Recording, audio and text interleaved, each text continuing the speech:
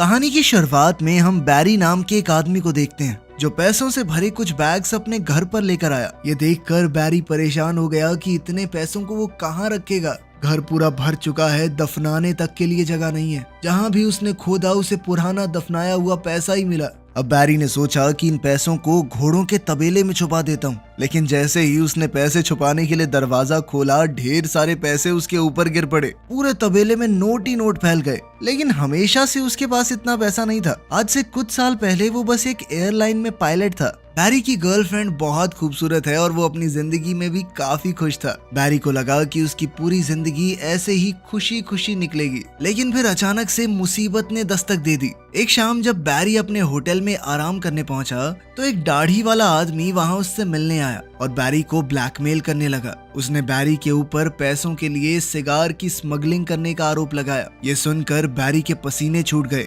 क्योंकि अगर ये बात बाहर निकली तो उसकी बदनामी हो जाएगी। उसका पायलट का लाइसेंस रद्द कर दिया जाएगा। फिर क्या करेगा वो जिंदगी में। बैरी को घबराया हुआ देखकर इस आदमी ने बताया कि वो एक CIA एजेंट है और उसका नाम है मॉन्टी। फिर बैरी को उसने अपनी टीम से मिलवाया। वो बैरी को एक गुप्त जगह पर ले गए जो जहाज रखने की जगह थी। वहां उस वक्त का सबसे तेज प्लेन देखकर बैरी की आंखें चमक उठी। इस प्लेन में 2 बहुत ही ताकतवर इंजन थे। बैरी उस प्लेन को बड़े चाव से देखने लगा। मॉन्टी ये देखकर बहुत खुश हुआ और उसने बैरी को उसका मिशन बताया। बैरी को ये प्लेन सेंट्रल अमेरिका के दुश्मन देशों के ऊपर उड़ाना होगा। उसे प्लेन जमीन के पास थोड़ा नीचे उड़ाना है ताकि खुफिया तस्वीरें ली जा सकें। लेकिन ये खुफिया मिशन है, इसकी जानकारी बैरी किसी को नहीं दे सकता, अपनी गर्लफ्रेंड लूसी को भी नहीं। लेकिन बैरी को इस वक्त किसी भी चीज की परवाह नहीं थी। वो बस अपने सपनों के जहाज को उड़ाने के लिए उतावला था। मॉन्टी ने दरवाजे खोले ताकि बैरी जहाज की टेस्ट ड्राइव ले सके।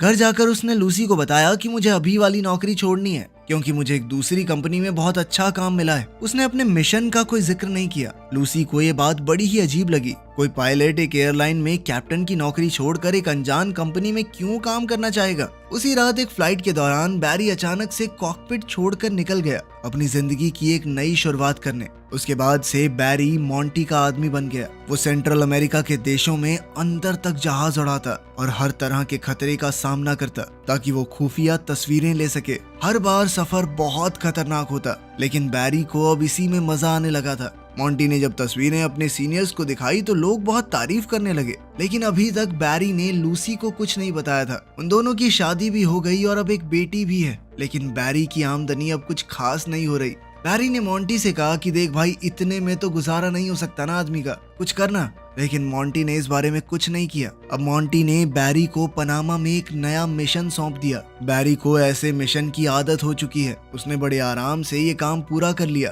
देखते ही देखते 1980 शुरू हो गया। बैरी कोलंबिया में जहाज का फ्यूल भरने रुका तो अचानक उसे ढूंढते हुए 3 आदमी वहां पहुंचे। ये गुंडे खुलेआम बंदूक लिए घूम रहे थे। उन्होंने धमका कर बैरी को गाड़ी में बिठाया। बैरी के पास कोई चारा तो था नहीं, इसीलिए वो चुपचाप उनके साथ उनके बेस पर चला गया। वहां उन्हें इनका लीडर पाब्लो एस्कोबार मिला। पाब्लो बैरी की असली पहचान जानता है और ये भी कि वो सेंट्रल अमेरिका के देशों की खुफिया तस्वीरें लेता है। ये सुनकर बैरी घबरा गया और सफाई देने लगा कि वो सिर्फ एक आम कंपनी के लिए काम करता है, ना कि CIA के लिए। पाब्लो पूरा सच जानता ही था तो वो हंसने लगा। पाब्लो ने बैरी से कहा कि मैं तुम्हें कोई नुकसान नहीं पहुंचाना चाहता, बस थोड़ी सी स्मगलिंग करनी पड़ेगी मेरे लिए। उड़ते हुए जाओगे, मेरा थोड़ा सामान वहां ले जाना। इसके बाद पाब्लो बैरी को अपने फार्म पर ले गया, ये समझाते हुए कि माल की स्मगलिंग कितनी मुश्किल है। इसी काम के लिए उसे बैरी की मदद चाहिए थी। हर डिलीवरी के पूरे होने पर वो बैरी को 1 किलो का $2000 देगा।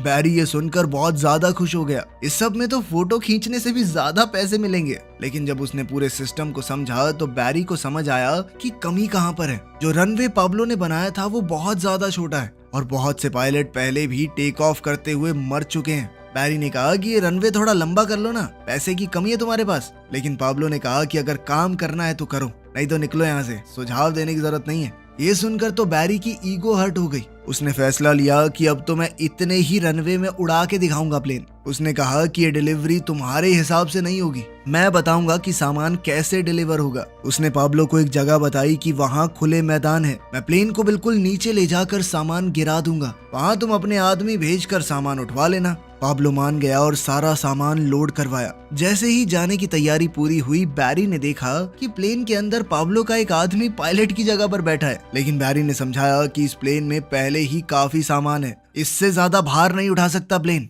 ठीक है, इसे नीचे उतरना होगा।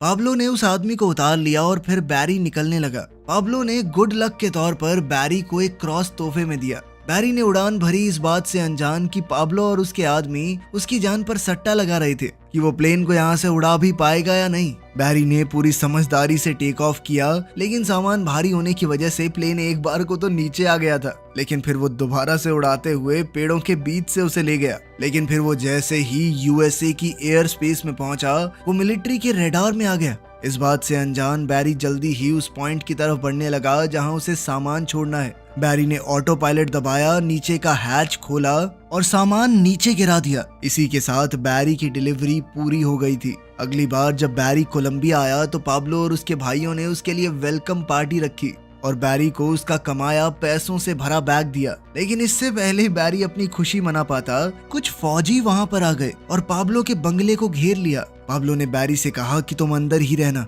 और वो खुद हालात संभालने के लिए बाहर निकल गया। लेकिन बैरी कभी यूं धुआंधार गोलीबारी के बीच नहीं आया था और उसकी घबराहट बढ़ती जा रही थी। बैरी ने पैसे उठाए और पाब्लो और उसके आदमियों को ढूंढने बाहर निकल गया। लेकिन बैरी को फौज के आदमियों ने पकड़ लिया और बाकी सबको भी। कुछ दिन बाद पाब्लो और उसके आदमियों को तो बेकसूर कहकर छोड़ दिया गया और सिर्फ बैरी जेल में रह गया। जब बैरी वहां पर बंद बहुत परेशान हो रहा था, तभी अचानक मॉन्टी वहां आया। बैरी के मुंह पर कई नील पड़े थे और 2 दांत भी टूट चुके थे। लेकिन मॉन्टी ने बताया कि तुम्हारे ऊपर ड्रग स्मगलिंग का आरोप लगा है और कल सुबह 6 बजे पुलिस तुम्हारे घर की तलाशी लेगी। ये सुनकर बैरी को बहुत दुख हुआ। वो अपने परिवार को इस सब में नहीं घसीटना चाहता था। उसने लगातार मॉन्टी से मदद की भीख मांगी। बैरी समझ ही नहीं पाया कि वो मॉन्टी के जाल में फंसता जा रहा है। मॉन्टी ने कहा कि हाँ, मैं तुम्हारी मदद कर सकता हूँ, लेकिन तुम्हें भी बदले में कुछ करना होगा। हाल ही में वहीं पास के एक देश में सरकार बदल गई है और उस प्रेसिडेंट का बहुत से लोग विरोध कर रहे हैं और अब यूएस की सरकार चाहती है कि उस देश में सरकार का विरोध करने वालों को हम पैसा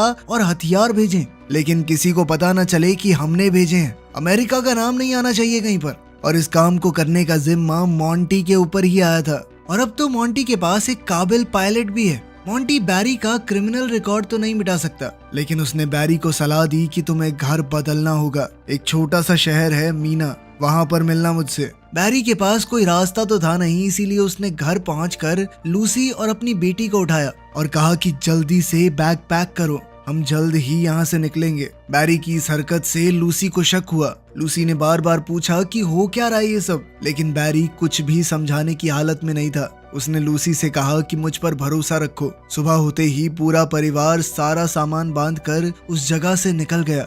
वो तीनों अब उस छोटे से शहर मीना में पहुंचे, जहाँ पर सिर्फ 2000 लोग रहते थे। ये लोग एक टूटे फूटे घर पर पहुंचे जहां मॉन्टी ने उनके रहने का इंतजाम किया हुआ था। अभी बैरी वहां पहुंचा ही था कि तभी उसने देखा कि मॉन्टी भी वहां पहुंच चुका है और बैरी उससे मिलने बाहर गया। मॉन्टी ने बैरी को एक सरप्राइज दिया। वहां लगभग 2000 एकड़ का एक एयरपोर्ट था। मॉन्टी ने बैरी को यह तोहफे में दे दिया कि अब ये पूरी जगह तुम्हारी, जिस पर मौजूद सब कुछ अब बैरी का था। बैरी को अपनी आंखों पर विश्वास नहीं हो रहा था। उसने अपने आसपास देखा, लेकिन उसे भरोसा ही नहीं हो रहा था कि ये सब कुछ उसका है, क्योंकि मॉन्टी पहले पैसे तो बढ़ा नहीं रहा था उसके। मॉन्टी ने एक लकड़ी का क्रेट खोला जिसके अंदर AK-47 भरी पड़ी थी और बैरी का काम है इन हथियारों को उस देश तक पहुंचाना। मॉन्टी ने बैरी को एक मैप दिया जिससे वहां जाना आसान रहेगा। उसमें यह भी बताया गया था कि कहां कहां फौजी तैनात हैं। इस मैप की मदद से बैरी सबको चकमा दे सकता है। सिर्फ यही नहीं, मॉन्टी ने बैरी को पैसों का एक बैग भी दिया जो पाब्लो के घर से मिलिट्री ने बरामद किया था। अब बैरी के पास मॉन्टी को मना करने की कोई वजह नहीं थी। बैरी जानता था कि अब तो लूसी को सब कुछ बताने का वक्त आ गया है। लूसी बहुत गुस्से में थी क्योंकि वो उसे एक अच्छे शहर से 2000 लोगों के बीच गांव में ले आया है। यहाँ पर उसके घर में कुछ भी नहीं था, ना टीवी ना वॉशिंग मशीन। कैसे पालेगी वो अपनी बच्ची को? लेकिन फिर बैरी ने उसे सच बताते हुए पैसों से भरा बैग थमा दिया। उसने कहा कि इससे आ जाएगी वॉशिंग मशीन। उसने इधर उधर नोट फेंक कर बताया कि इन पैसों से हम कुछ भी खरीद सकते हैं, जिसके बाद लूसी एकदम शांत हो गई। अब साल 1981 में बैरी ने हथियारों का ट्रांसपोर्ट करना शुरू किया। हथियारों से भरा बैग लेकर अब बैरी निकारागुआ देश पहुंचा। बैरी को लगा कि ये लोग उसका स्वागत करेंगे, लेकिन वहां पहुंचकर पता चला कि इन लोगों को हथियारों में कोई दिलचस्पी नहीं है, बल्कि उन्होंने